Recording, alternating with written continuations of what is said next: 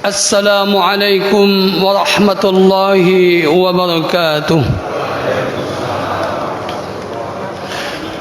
الله أكبر الله أكبر الله أكبر الله أكبر الله أكبر الله أكبر الله أكبر الله أكبر الله أكبر الله أكبر كبيرا والحمد لله كثيرا وسبحان الله بكرة وأصيلا لا إله إلا الله والله أكبر الله أكبر ولله الحمد.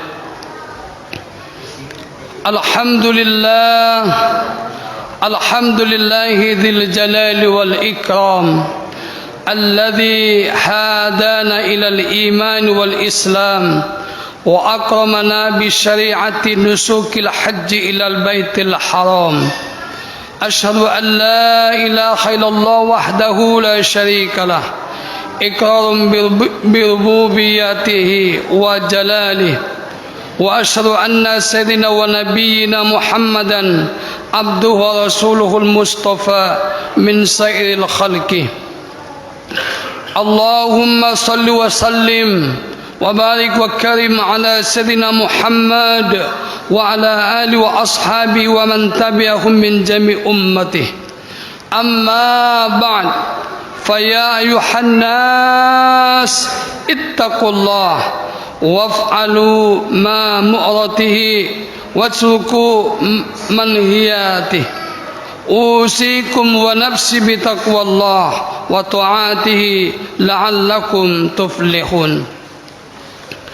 Kaum muslimin sedang Idul Adha rahimakumullah. Puja puji syukur tentunya marilah kita panjatkan kehadirat Allah Subhanahu wa taala, Zat yang telah memberikan nikmat kepada kita semuanya, Zat yang telah memberikan hidayah, inayah, taufiknya kepada kita semuanya, sehingga kita sama-sama hadir di rumah Allah ini guna melaksanakan solat Idul Adha secara berjamaah. Salawat dan salam marilah kita sanjungkan kepada Nabi kita Muhammadin sallallahu alaihi wasallam. Mudah-mudahan kita semua yang hadir pada kesempatan pagi yang berbahagia insyaallah akan mendapatkan syafaatnya dari Rasulullah, akan bisa mencontoh, meneladani apa yang telah dicontohkan oleh Nabi kita Muhammadin sallallahu alaihi wasallam yang akan kita amalkan dalam kehidupan kita sehari-hari. Bapak Ibu jamaah salat Idul Adha yang dimuliakan oleh Allah Subhanahu wa taala. Pada kesempatan berbahagia sebagai khatib mengajar, baik kepada diri saya pribadi maupun kepada kita yang hadir, mari senantiasa kita tingkatkan kualitas iman dan takwa kita hanya kepada Allah Subhanahu wa taala. Mudah-mudahan dengan iman dan takwa yang sama-sama kita miliki, kita memohon kepada Allah agar Allah nanti matikan kita semua dan tentunya dalam keadaan husnul khatimah. Oleh karenanya jaga dengan sebaik-baiknya iman dan takwa yang ada dalam sanubari kita semuanya. Ma'asyiral muslimin jamaah salat Idul Adha rahimakumullah. Adapun judul khutbah kita pada kesempatan berbahagia, kewajiban haji dan kurban. Allah Subhanahu wa taala menukilkan dalam firman-Nya, yaitu dalam Quran surah Al-Kautsar ayat 1 sampai 3. A'udzu billahi minasyaitonir rajim. Bismillahirrahmanirrahim. Inna a'tainakal kautsar fasholli lirabbika wanhar inna syani'aka huwal abtar. Sesungguhnya kami telah memberikan kepadamu nikmat yang banyak, maka dirikanlah salat karena Tuhanmu dan berkorbanlah. Sesungguhnya orang-orang yang membenci kamu dialah yang terputus.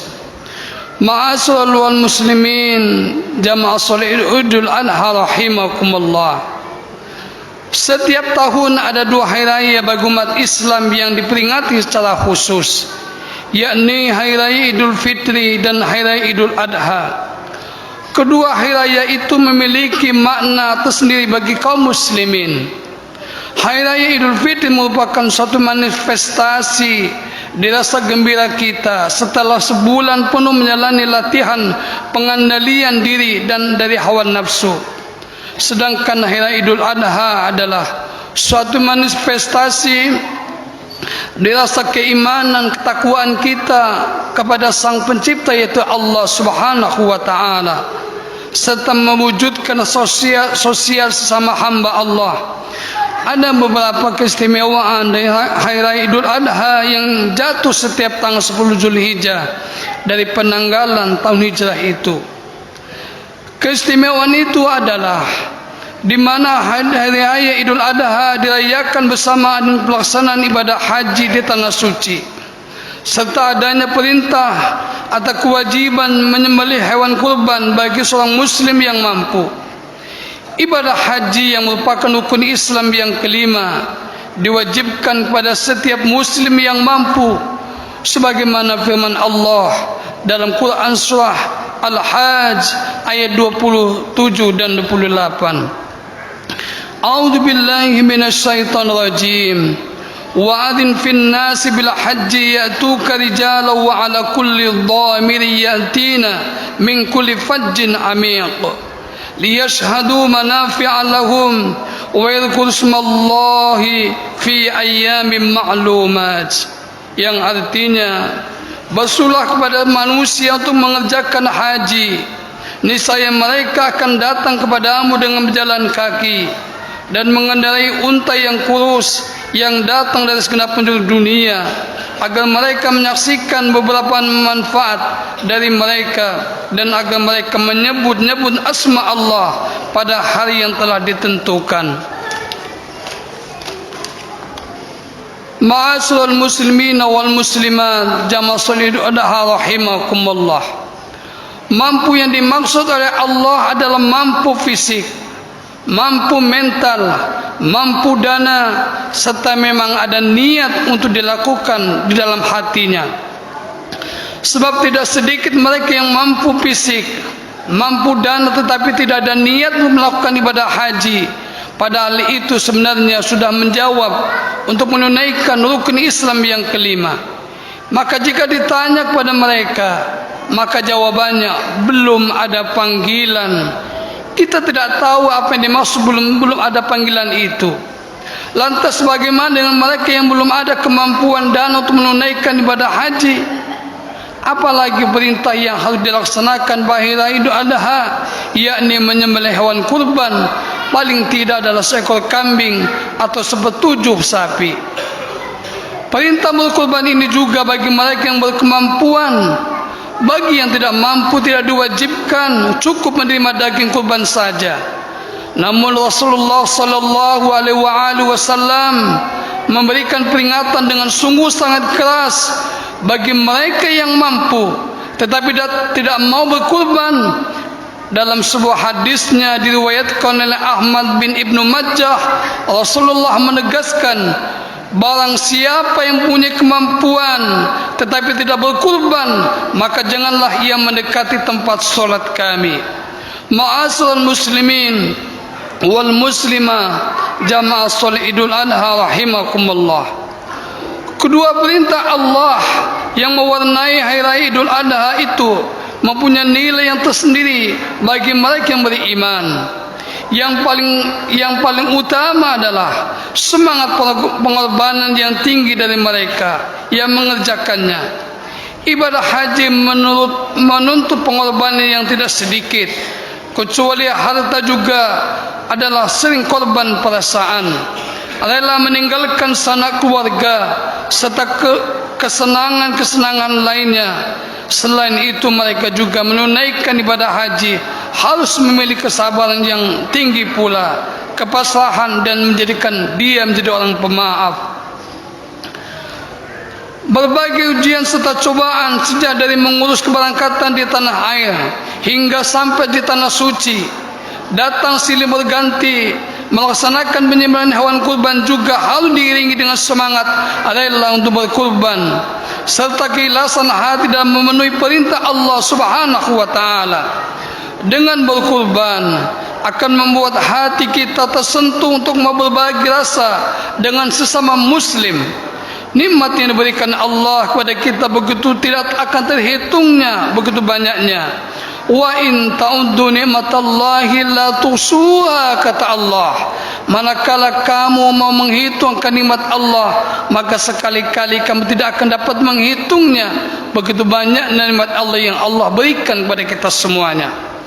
Apalah artinya seekor kambing yang harganya tidak sampai seharga satu set stick golf atau sebesar biaya sebuah kamar hotel berbintang, dan Allah hanya memerintahkan sekali setahun pula.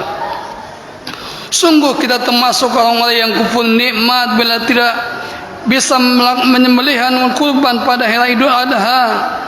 Jika kita telah mampu untuk itu, menyembelih hewan kurban akan meningkatkan rasa semangat pengorbanan dalam diri kita. Kecuali itu, menyembelih hewan kurban juga sebagai manifestasi dari kepatuhan kita kepada Allah Subhanahu wa taala, sebagaimana dicontohkan oleh Nabi Ibrahim alaihissalam, Ismail alaihissalam, Siti Hajar istri dari Nabi Ibrahim alaihissalam. Ma'asyiral muslimin wal muslimat jamaah Idul Adha rahimakumullah. Mereka bertiga rela berkorban dan patuh kepada perintah Allah. Kepatuhan Nabi Ibrahim alaihissalam tercermin dari kerelaannya untuk menyembelih anaknya Nabi Ismail yang baru beranjak remaja. Karena diperintahkan oleh Allah. Bayangkan kalau itu menimpa diri kita.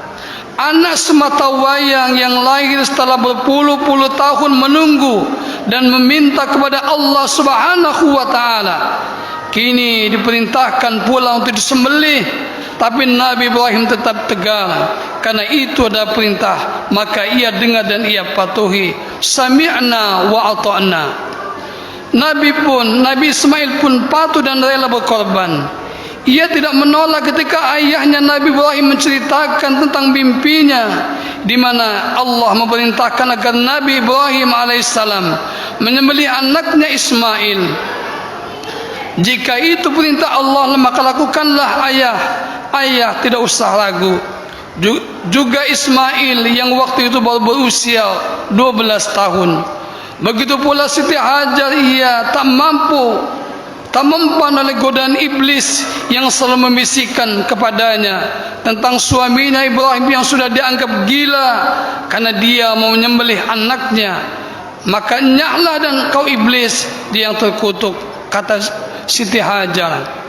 Kepatuhan Ibrahim alaihissalam, Nabi Ismail alaihissalam dan Siti Hajar itu memang benar-benar patut kita teladani. Lebih-lebih bagi kita yang sudah berikrar akan patuh dan taat kepada Allah Subhanahu wa taala. Tentunya inilah harapan kita semuanya. Sikap rela berkorban dibarengi dengan rasa kepatuhan dan ketaatan kepada Allah akan membentuk pribadi-pribadi muslim yang berkualitas, yang merupakan modal dasar upaya bangsa kita melaksanakan pembangunan di segala bidang. Budi luhur, berkorban, patuh dan taat kepada Allah Subhanahu wa taala akan merupakan senjata ampuh untuk mengantisipasi segala kemiskinan yang ada dalam diri kita semuanya. Dengan semangat mau dan rela berkorban, akan terasa manfaatnya di tengah-tengah masyarakat dan bangsa. Semangat rela berkorban akan menumbuhkan kepekaan sosial, kasih sayang serta kepedulian kita terhadap saudara kita yang masih tergolong berekonomi yang lemah. Kita membeli hewan kurban, dagingnya kita bagi-bagikan kepada mereka yang berhak menerimanya, seperti fakir miskin, anak-anak yatim dan lain sebagainya, sehingga saudara kita yang tidak mungkin tidak pernah makan daging dalam setahun akan tuh menikmati daging untuk beberapa hari.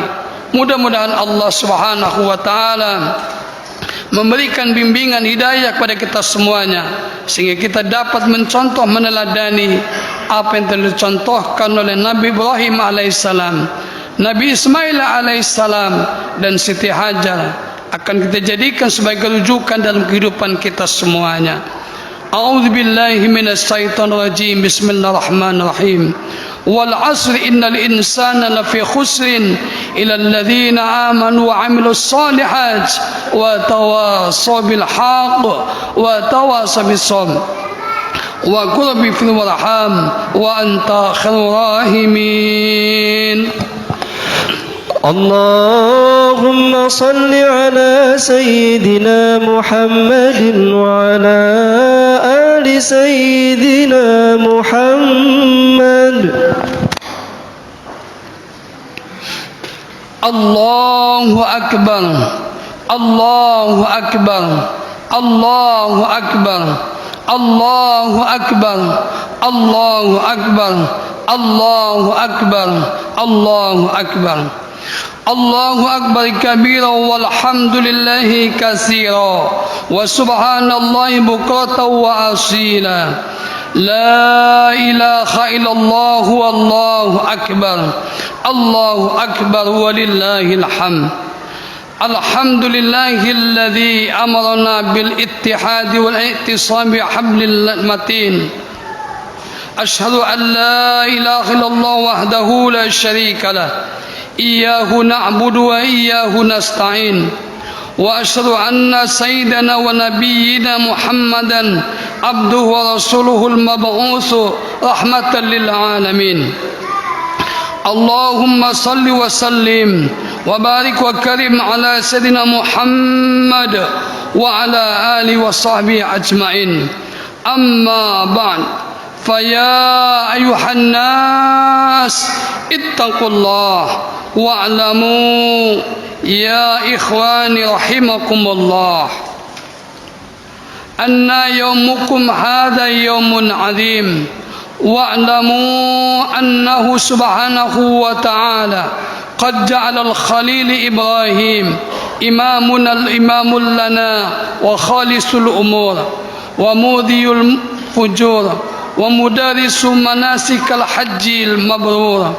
واعلموا أن الله سبحانه وتعالى صلى على النبي قديما، وقال الله سبحانه وتعالى في كتابه: إن الله وملائكته يصلون على النبي يا أيها الذين آمنوا صلوا عليه وسلموا تسليما.